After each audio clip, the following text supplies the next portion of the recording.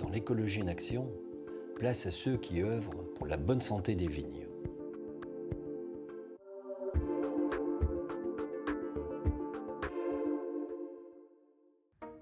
Situé dans le département de la Gironde, les Graves et le Sauternais est un territoire bucolique et pittoresque, parsemé de grands crus classés et de petites propriétés familiales.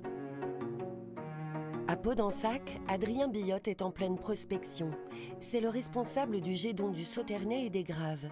Le Gédon est un groupement de défense contre les organismes nuisibles. En l'occurrence, Adrien est chargé de la lutte contre la flavescence dorée, une maladie grave de la vigne qui entraîne une perte de récolte importante. La flavescence dorée, on a 3 symptômes. Le plus important, c'est les feuilles.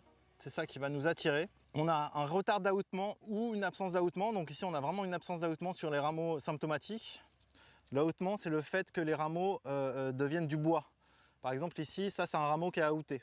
Le rameau qui a un retard d'ahoutement ou qui n'est pas ahouté, il est vert. Et enfin, le dernier symptôme, c'est l'absence de grappes ou des grappilles desséchées. Ici, par exemple, on va avoir une petite grappille desséchée. Voilà, ça, c'est typiquement le type de grappille qui nous indique la flavescence dorée. Régulièrement, Adrien va sur le terrain pour une prospection pied par pied de la flavescence dorée. L'objectif, déceler les ceps contaminés par la maladie, les marquer pour que le viticulteur les arrache puis les brûle, afin d'éviter que la maladie ne s'étende au reste du vignoble, voire au-delà.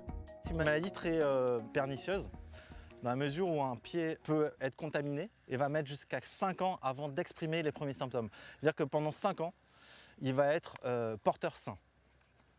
C'est-à-dire qu'il va pouvoir répandre la maladie sans qu'on puisse même le voir. Donc c'est sûr que dès qu'on a un pied qui est symptomatique, il faut l'arracher. Tous les points bleus qu'on voit ici, ce sont des pieds de flavescence dorée qu'on a marqués à la bombe et qu'on a marqués aussi au GPS pour pouvoir à la fois les retrouver nous dans le temps et donner les bonnes informations aux viticulteurs. Voilà, ça c'est une innovation de cette année. Véritable fléau dans le monde viticole, et particulièrement dans les Graves et le Sauternais, la flavescence dorée fait l'objet de traitements imposés par l'État. Le rôle des Gédons est justement de remonter les observations de terrain et de mener des analyses afin de limiter le nombre de traitements. Bonjour. Pour cela, Adrien rend régulièrement compte de ses constatations au président et au vice-président. L'historique, j'avais 4 pieds en 2021, 3 pieds en 2022, et là cette année 23. Bam. On voit bien qu'il y a des pieds tout le long du bois, là, il doit se passer quelque chose dans ce bois.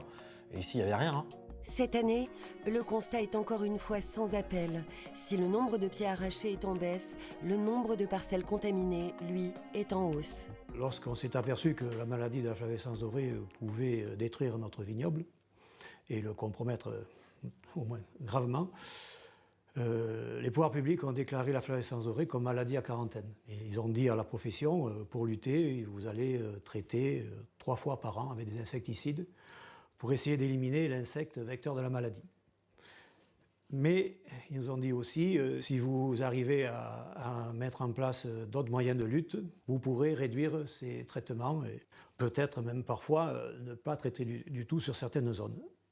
Donc les viticulteurs ont réveillé un peu ces Gédons qui existaient déjà et ils leur ont donné comme responsabilité de gérer cette maladie et d'aider à lutter contre cette maladie. La maladie a été détectée dans les années 50 en France. La lutte contre la flavescence dorée est obligatoire et réglementée par un arrêté ministériel depuis 2021. Mais le Gédon doit toujours faire preuve de pédagogie. La flavescence dorée ne nous fera pas perdre une récolte sur une année. C'est une maladie un peu sournoise, mais par contre, au bout de 10 ans, 15 ans, on pourrait perdre notre vignoble. C'est pour ça qu'on a aussi un peu de mal à convaincre nos adhérents viticulteurs, parce qu'ils ne se rendent pas compte que c'est maintenant qu'il faut lutter contre la flavescence dorée, parce qu'une fois qu'elle aura pris une importance vraiment trop grande, eh bien, on pourra plus rien faire. Il y a une grosse problématique de plus en plus présente. On a de plus en plus de vignes en friche. Il n'y a pas de traitement, donc c'est une zone de refuge pour l'insecte. C'est aussi une zone où les pieds de flavescence dorée peuvent se développer, puisque l'insecte se développe énormément. Il n'existe pas de méthode de lutte directe contre l'agent responsable de la flavescence dorée. La lutte, essentiellement chimique, est donc dirigée contre le vecteur de la maladie, la cicadelle dorée. Mais avant de déclencher la mise en place des traitements, Adrien doit évaluer la population d'insectes. C'est un piège chromatique, donc c'est juste la couleur jaune qui va attirer l'insecte. Alors ces pièges, ils servent à capturer l'adulte de la cicadelle de la flavescence dorée au mois de juillet pour voir si les traitements ont été efficaces. Dès qu'on a 3 ou plus d'insectes, on déclenche, c'est-à-dire qu'on va demander au viticulteur de traiter sur l'adulte et on va le demander sur toutes les parcelles dans les 500 mètres, dans le rayon des 500 mètres autour du piège qui a déclenché. Les pièges sont mis en place au mois de juillet, à raison de 1 piège tous les 30 hectares de vignes, soit environ 200, relevés chaque semaine pendant 3 semaines d'affilée. Donc voilà, on revient ici, une semaine après. Le piège, il a capturé quelques insectes. Hop, on regarde ce qui se passe. 1, 2, 3, 4, 5, 6, 7, 8, 9, 10. Voilà, il y en a 10 sur cette plaque.